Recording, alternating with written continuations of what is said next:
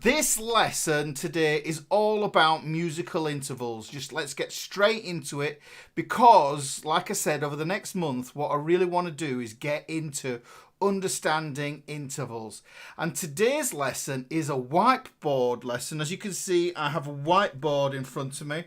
I have my pens here, and by means of two cameras, I am going to be able to show you how to understand intervals. If you are in the super chat, welcome. Thank you very much for turning up today. Don't forget, if you type something in the super chat, YouTube doesn't take that into account and will not promote my video, right? Because you know, if you're coming back again and again, you will know that I give gold in these lessons anyhow, and those lessons need to get out to everybody else. So without further ado, let's crack on. Yes, today's lesson, like I say, is about intervals. Now, the simplest way to think about intervals is they are the building blocks of music. Yeah, so they are the building blocks of music. You add intervals together to make chords. You add intervals together to make scales. You add intervals together to get arpeggios. And I've told you that there are only three, I'm going to put my fingers under here, three elements of pitch that we need to understand when we're learning music. And that is chords, scales, arpeggios.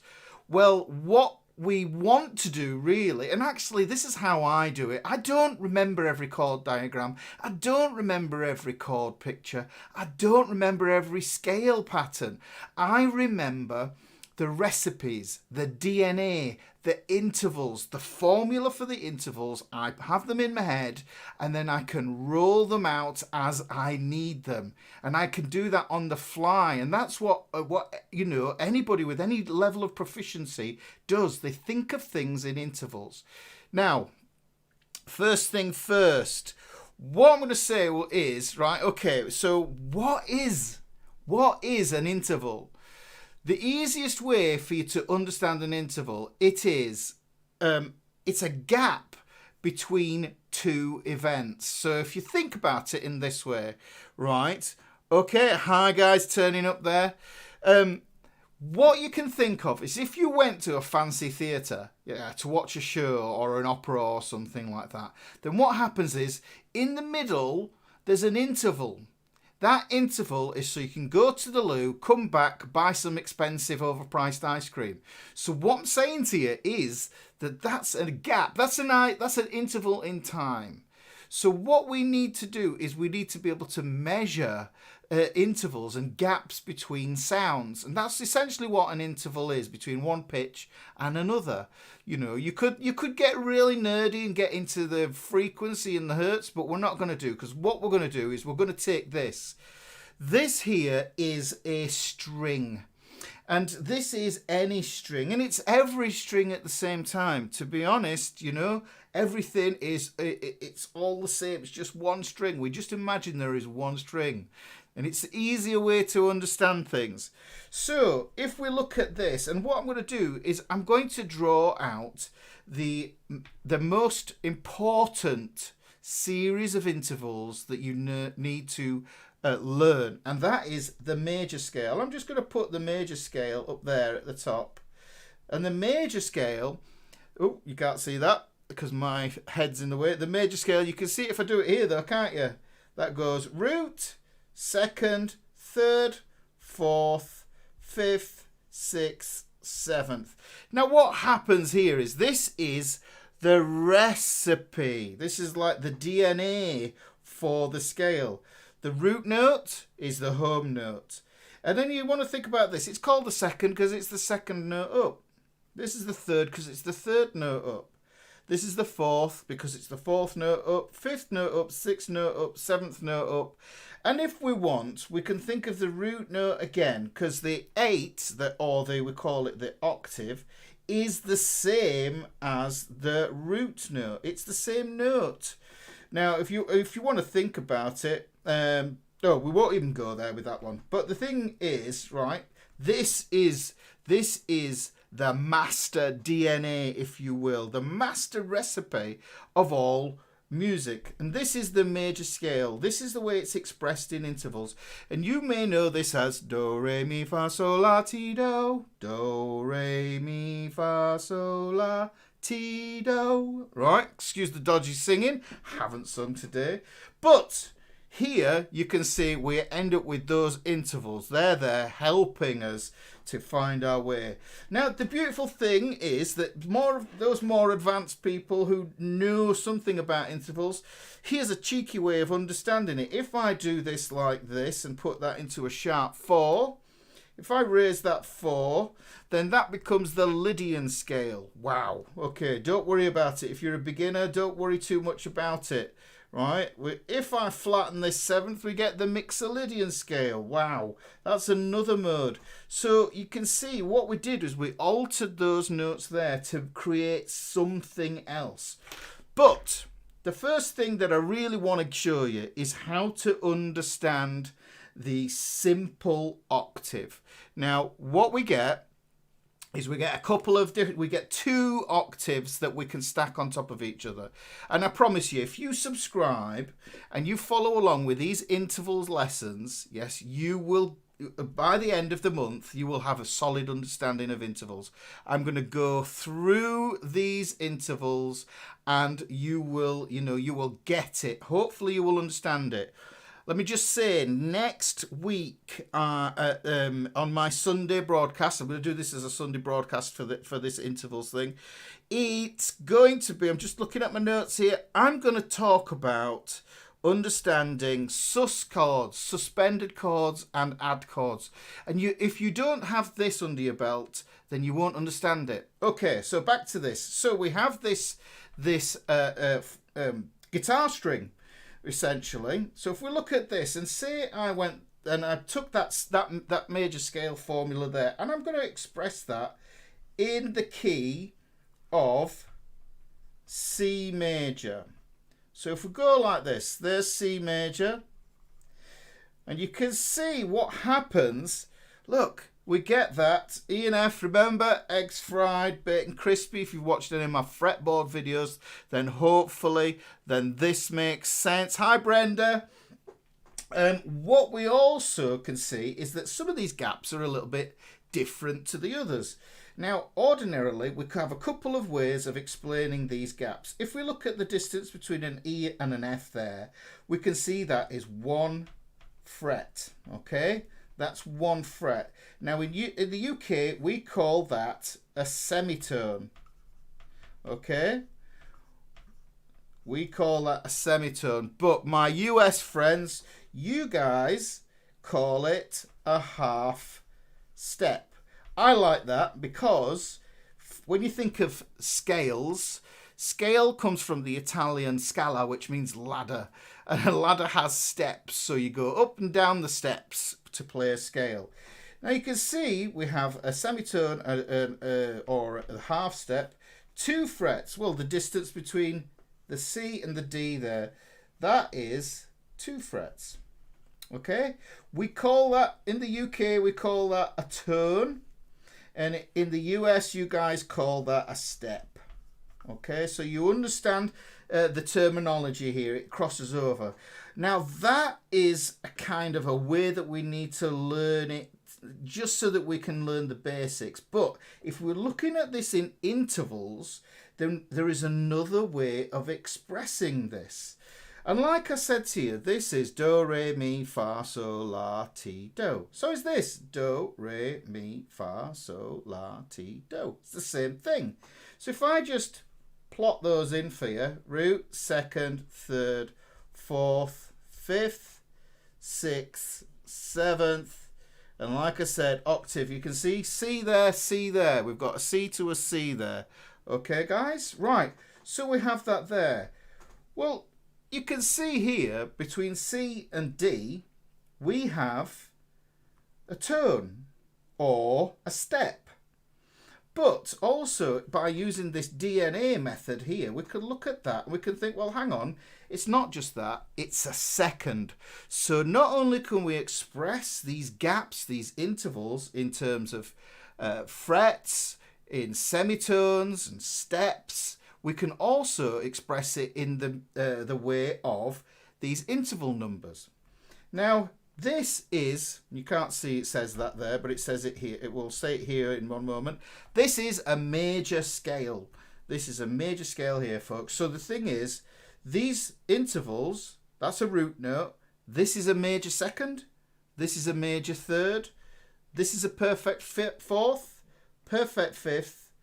Ignore those two for now.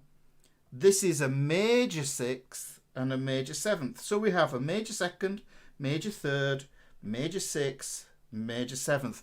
Do you see why this is called the major scale? Because it has all the major notes in it. Hopefully that makes sense. Okay, so the thing that I want to explain to you is that all of these notes work this way. And when we think about this 2 frets tone thing, this major second, what I need you to understand about major and minor is it's a size thing. It is completely and totally about a size thing. Now, if you imagine that you had a major leak in the roof of your house, it would be a big thing. It would be a big deal. It might mean getting somebody out to sort your roof out and a lot of cost and expense. If, however, that was a minor leak in your house, you might need a bucket and it would dry up and you could sort it yourself because it was just a loose roof tile or something like that. If you want to imagine major and minor as size things, so we have to understand them as size and proportional elements. Now this one here, this second here, I said that this one was a major. And what we want to know really is, and this is a kind of a rule, and I'll look at the camera and I might even squint in a little bit closer, right? Guys, I want you to really get this, yeah? If there is a major, there is a minor. If there is a minor, there is a major, because they are part of the duality of this major-minor thing going on. I kind of think of it as being a very yin-yang sort of deal. That's going to tie into how we think about things emotionally. So if we've got this second here, what we have is we have another second here. And because it's less, look at the size, this going up here 2 frets. If we go 1 fret, we get a minor second. And I want you to see that. That's the minor second. This is, I'll just put this here, the major second. So we get a minor and a major as a pair.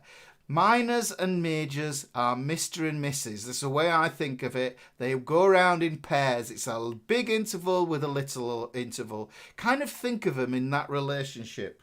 So, discounting this 4th and the 5th for now, what we're going to do is we'll look at this here. Well, we have another 3rd there. And remember, like I say, they go around in pairs. This is the major scale. Okay, now this here, this one here, is going to be your minor 3rd.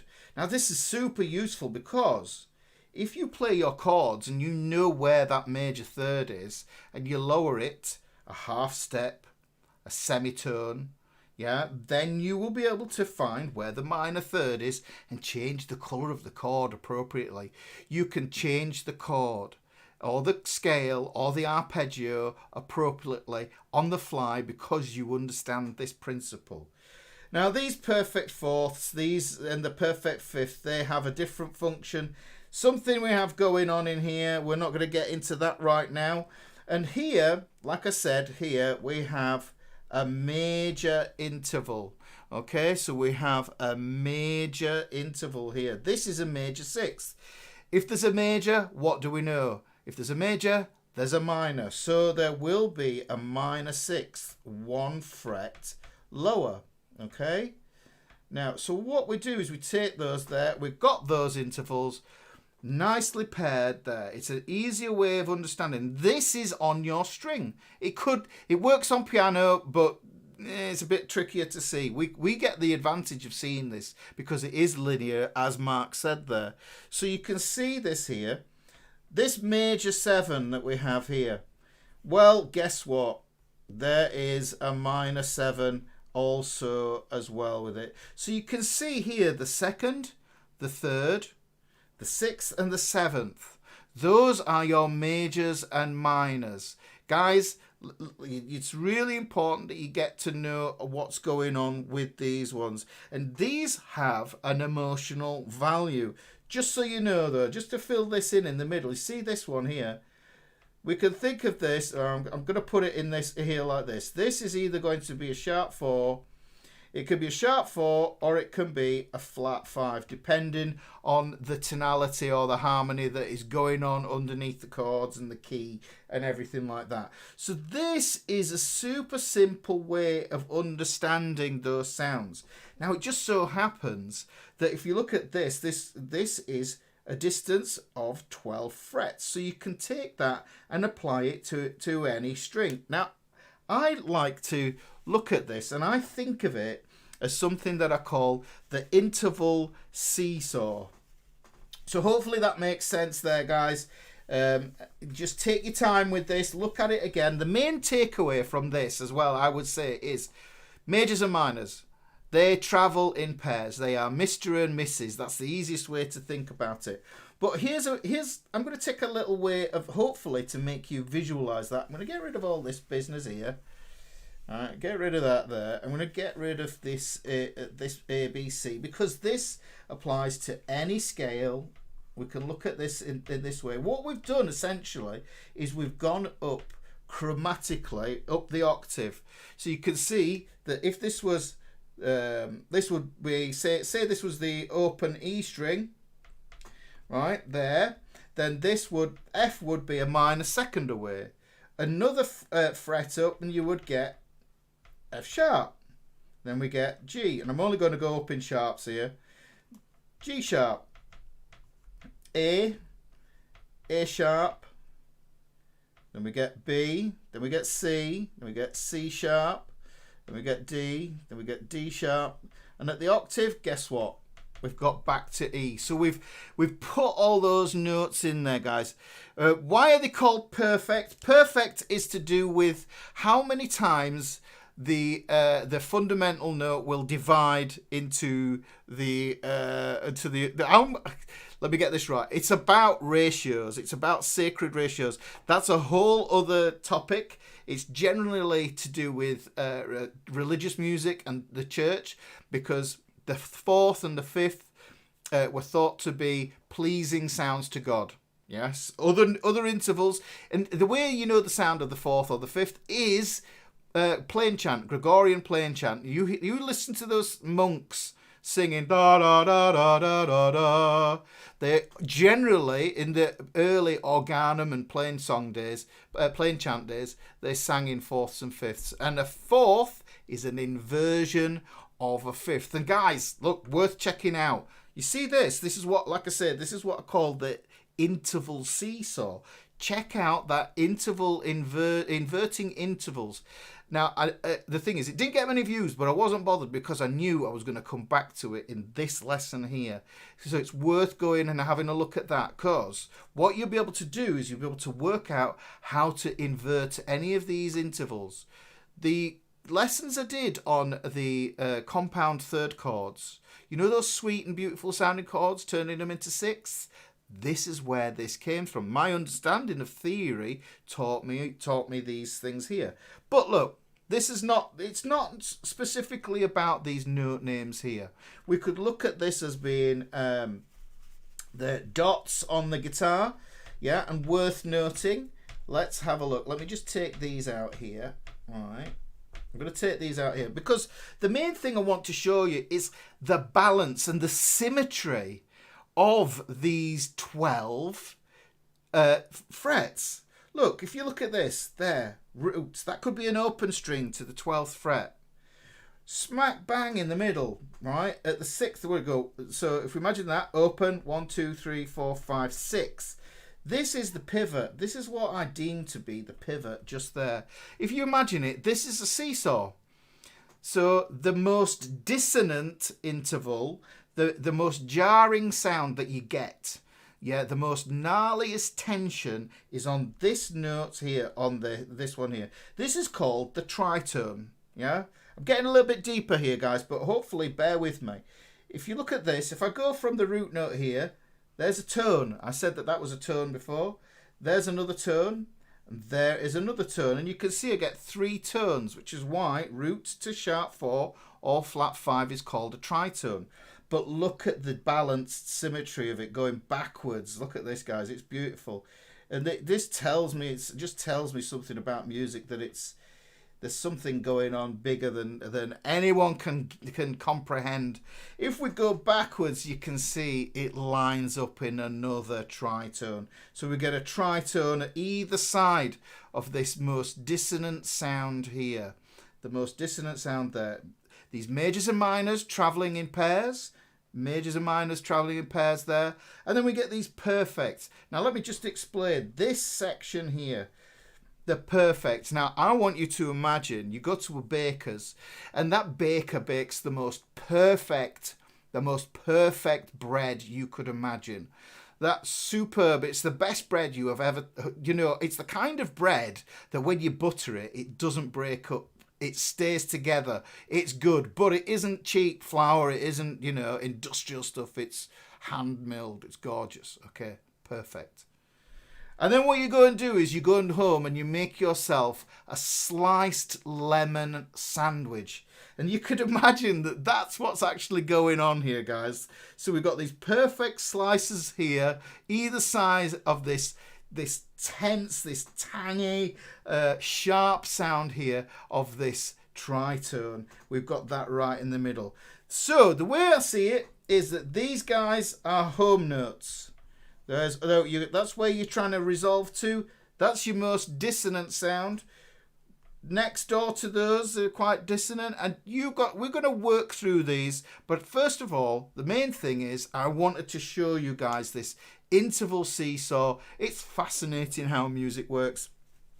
This consonance and this dissonance gives us the emotional value, and this helps us when we're playing the chord of the moment. What notes we're going to put over stuff. Why did that composer put that note over that chord? Why did that happen? It's fascinating. Guys, thank you for sticking with me on this one. I super appreciate you turning up if you're in the chats there, guys. If you have got some value from this, make sure you hit that subscribe, hit that notification bell. Drop a comment, please. If you've commented in the super chat, and it will not be counted by YouTube. If you have a comment or anything else like that, or a question for that matter, drop it in the comment when the video is processed. Guys, thank you very, very, very much for turning up today. And guys, please stay safe. And I'm saying guys a lot. Take care.